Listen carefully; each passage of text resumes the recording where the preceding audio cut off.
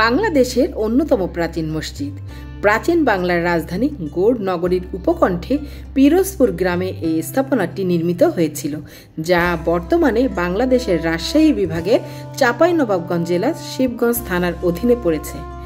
আজ আপনাদের নিয়ে যাব বাংলাদেশের আরও একটি প্রত্নতাত্ত্বিক নিদর্শন স্থলে। সাম্প্রতিক পরিবারের সকলে মিলে এই ঐতিহাসিক স্থাপনাটি দেখার সৌভাগ্য হয়েছে। আমাদের সাথে সাথে আপনারাও দেখে নিন চাঁপাইনবাবগঞ্জের ছোট সোনা মসজিদটি।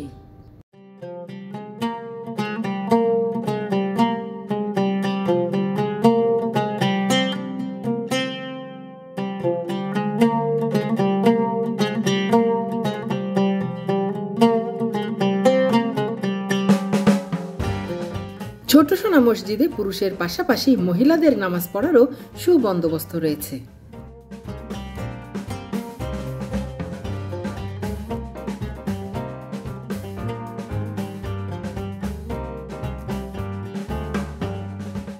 এখন চলুন বন্ধুরা, আমরা জেনে নিই ছোট সোনা মসজিদে আমরা কিভাবে যাব।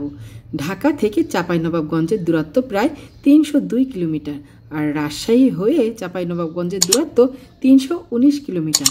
চাঁপাইনবাবগঞ্জ জেলার কোতোয়ালি গেট থেকে মাত্র 3 কিলোমিটার এবং তাহখানা কমপ্লেক্স থেকে আধা কিলোমিটার দূরে ছোট সোনা মসজিদটি অবস্থিত। এক কথায় যদি আমরা বলি তাহলে ঢাকা থেকে রাজশাহী, রাজশাহী থেকে চাঁপাইনবাবগঞ্জ, চাঁপাইনবাবগঞ্জ থেকে কানসাট হয়ে শিবগঞ্জ থানায় এই ছোট সোনা মসজিদটি অবস্থিত। এখানে আরেকটি তথ্য আপনাদের না জানালেই নয়, কানসার্টের এই বিখ্যাত চমচম না খেয়ে আপনারা ফিরবেন না, কিন্তু নিদেন পক্ষে 3-4টা খাওয়ার পর হয়তোবা আপনাদের তৃপ্তি মিটবে।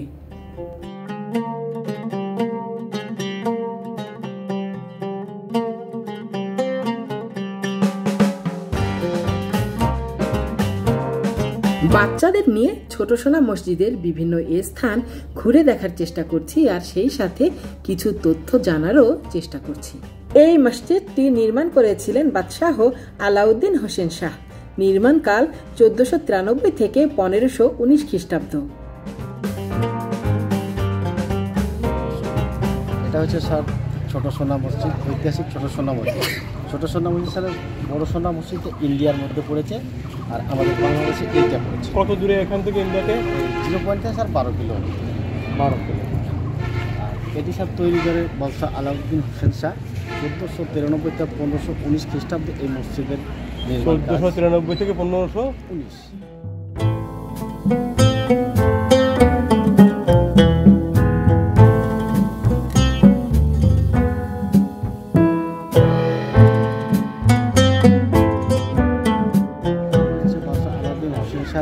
বিবির নাম ছিল সোনাভান বিবি। সোনাভান বিবি, রাইট। হ্যাঁ, দিয়ে মরানো ছিল এবং স্বর্ণের অক্ষর দিয়ে সব লেখানো ছিল। ব্রিটিশরা স্যার যখন রাজত্বে আসলো তখন তারা ওগুলো সব মূল্যবান জিনিস যেগুলো আমাদের বাংলাদেশের সব নিয়ে গেছে খুলে খুলে। এই এক কারণ স্যার। বাদশাহ আলাউদ্দিন হোসেন শাহের বিবির নাম ছিল সোনাভান বিবি।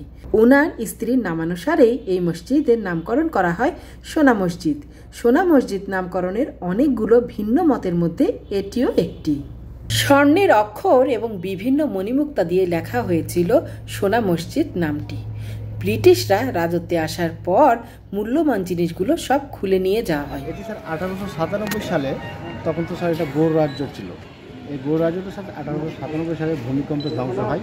কিছু মসজিদ মাদ্রাসা যেগুলি স্যার ঠিক আছে। আর এই আইনটা স্যার কেন মসজিদ মাদ্রাসা ঠিক আছে কেন? পুরো মসজিদের অলঙ্করণে মূলত পাথর, ইট, টেরাকোটা ও টাইলস ব্যবহার করা হয়েছে। এদের মাঝে পাথর খোদাইয়ের কাজই সবচেয়ে বেশি।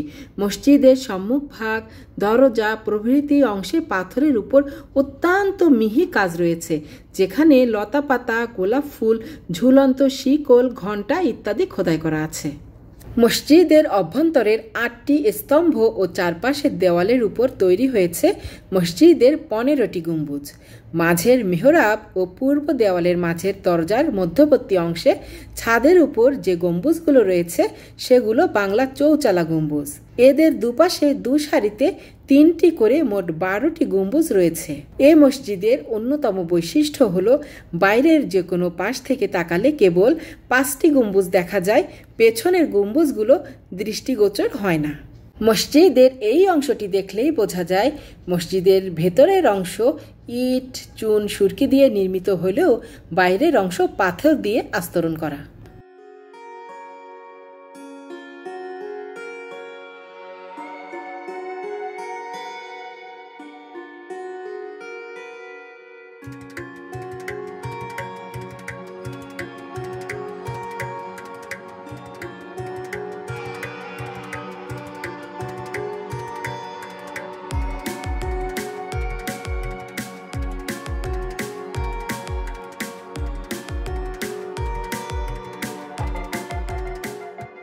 মসজিদটি উত্তর দক্ষিণে 82 ফুট লম্বা ও পূর্ব পশ্চিমে 52.5 ফুট চওড়া, উচ্চতা 20 ফুট। এর দেওয়ালগুলো প্রায় 6 ফুট পুরু।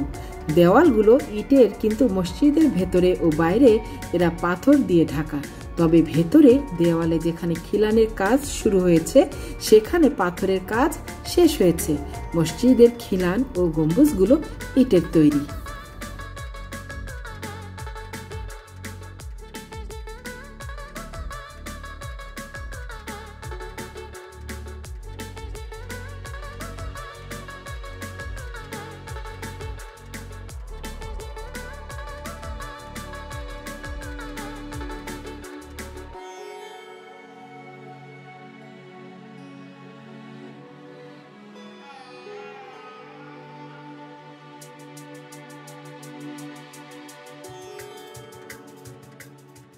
মসজিদের বহিরাংশে দুটি মাজার এবং তারও বহিরাংশে বেশ কিছু পুরনো মাজার দেখতে পাওয়া যায়। এর ভিতরে দুটি মাজার আবার দ্বিতল বিশিষ্ট। ধারণা করা হয় দুটি মাজার বাদে বাকি সকল মাজার মসজিদ নির্মাণ পরবর্তী সময়ের।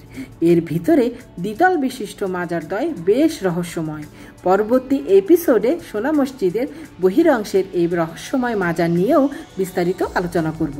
ভিডিওটি আজ এই পর্যন্ত বন্ধুরা, আবার দেখা হবে পরবর্তী কোনো এপিসোডে। সেই পর্যন্ত সকলে সুস্থ থাকুন। আল্লাহ হাফেজ।